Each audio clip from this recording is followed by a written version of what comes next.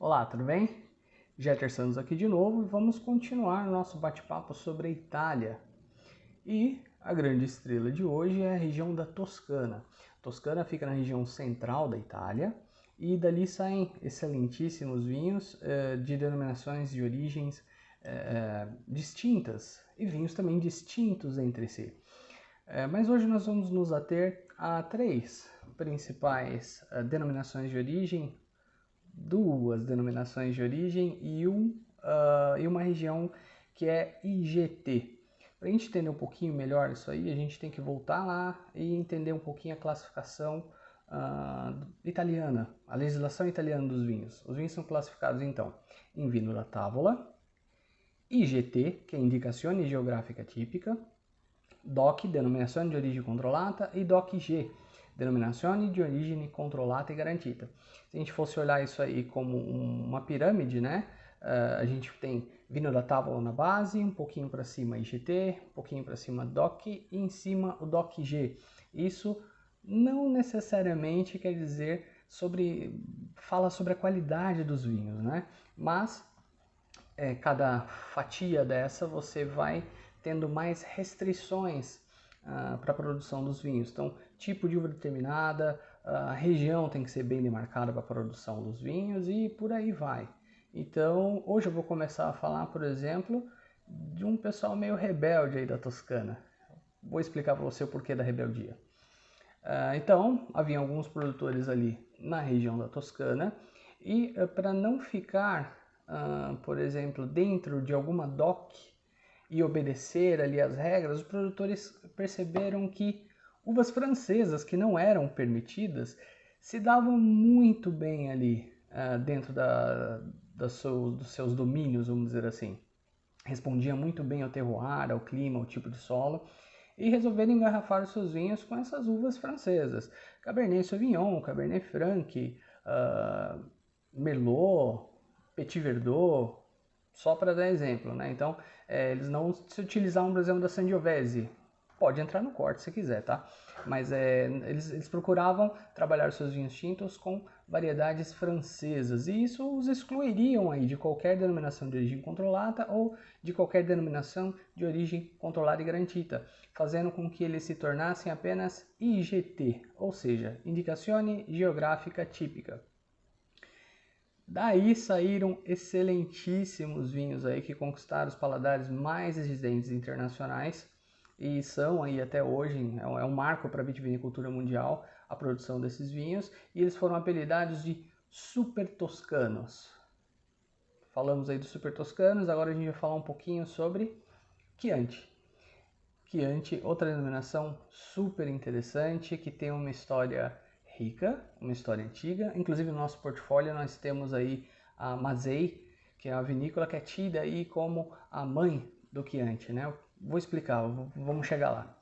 Bom, o que é o Chianti? Chianti é uma região, uma denominação de origem controlada, que ela nasceu e foi demarcada na divisa, na verdade, de Siena e de Florença. Tá? Então eu só tinha aí Siena e Florença que eram habilitados a produzir Chianti.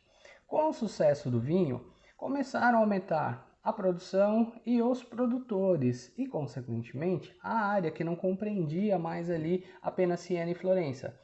Então, decidiram fazer com que a zona do Chianti clássico, por isso se chama Chianti clássico, porque foi de onde começou, de onde surgiu a demarcação.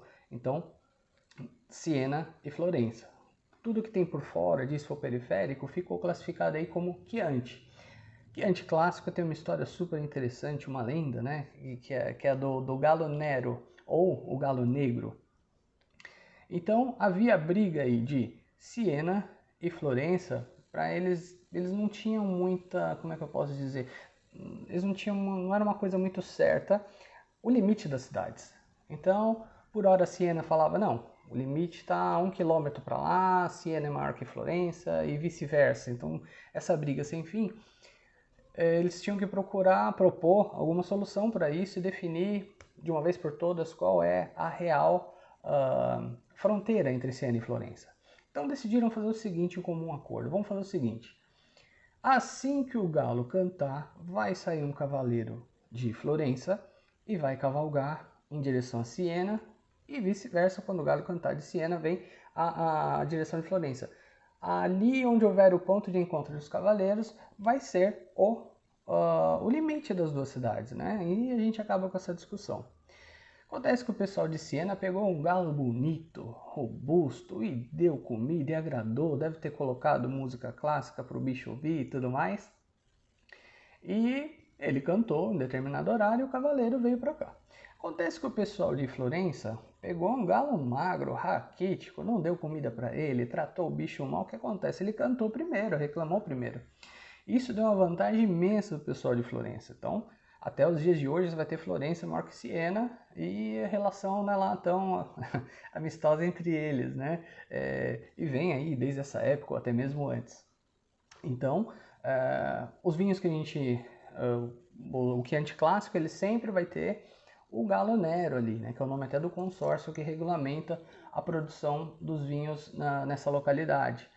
E uma situação interessante que aconteceu, que eu presenciei, vamos dizer assim, né? Certa vez eu fui provar um Chianti clássico. Só que esse Chianti clássico ele não era de Florença, ele era de Siena. Se você pegar os vinhos, principalmente os de Florença, você vai ver lá o galo preto, o galo negro no gargalo, em posição de destaque ou no contrarótulo, aquela coisa toda, né? Faz uma festa com o galo negro. Eu já peguei esse de Siena, por exemplo, que você não via o galo negro em lugar nenhum do rótulo. Você ficava procurando ele, não estava lá em cima, não estava no rótulo. Eles colocaram o galo negro, o galo nero, no contrarótulo, na parte de trás, depenado e no espeto. Tipo, já que tem que colocar o galo negro, a gente coloca ele do jeito que for, mas a gente aqui é anticlássico. Com relação ao Chianti clássico, as uvas que produzem é a Sangiovese. Eu posso também utilizar outras uvas em Chianti clássico e Chianti em geral, né? Geralmente as mais usadas são Sangiovese, Colorino e Canaiolo, tá? Alguns produtores colocam um pouquinho de Merlot e tudo mais, que agora é autorizado. Saindo daí do Chianti clássico, a gente vai falar aí de Brunello di Montalcino. Brunello di Montalcino é uma grande joia da vitivinicultura italiana. Quem está acompanhando desde os primeiros vídeos, lá no começo, quando a gente falou de Itália, a gente já listou aí como os grandes vinhos italianos, né? Apesar de todos serem muito bons. Barolo, Brunello di Montalcino e também o Amarone. Então vamos falar um pouquinho do Brunello di Montalcino. Brunello di Montalcino se desenvolveu ali na região de Montalcino um clone de Sangiovese que é conhecido como Sangiovese Grosso. Ele dá origem a vinhos mais robustos, com mais corpo, com mais potencial de envelhecimento. E só ali em Montalcino você pode produzir o famoso Brunello di Montalcino, tá? No nosso portfólio a gente pode citar aí, por exemplo, o Sampolo, Brunello di Montalcino, Fante Brunello di Montalcino, Talenti Brunello di Montalcino, fantásticos vinhos que vão surpreender se você puder provar, e você pode sim oferecer com toda a segurança, até porque dos produtores de Brunello nós temos ali a Gran Cru em geral, ela sempre é muito meticulosa na seleção dos produtores que vão fazer parte do portfólio, então pode indicar sem medo, ainda mais esses três fantásticos produtores de Brunello que estão no nosso portfólio. O São Paulo, por exemplo, você coloca ele na taça, cada hora que você gira e vou colocar o nariz na taça, você vai sentir um aroma diferente. A complexidade aromática dele é muito grande, então na boca tem também boa potência, boa acidez, que é uma marca aí dos vinhos dessa região, e vinho que se presta a envelhecimento aí, que se pode deixar na adega, que ele vai ganhar com o tempo, tá? Então é isso aí. O vídeo ficou até um pouquinho longo, né? Espero que não cansativo. Se tiver qualquer dúvida é só falar com a gente. A gente tenta sanar e descobrir as coisas juntos aí, tá? E um abraço, até o próximo vídeo.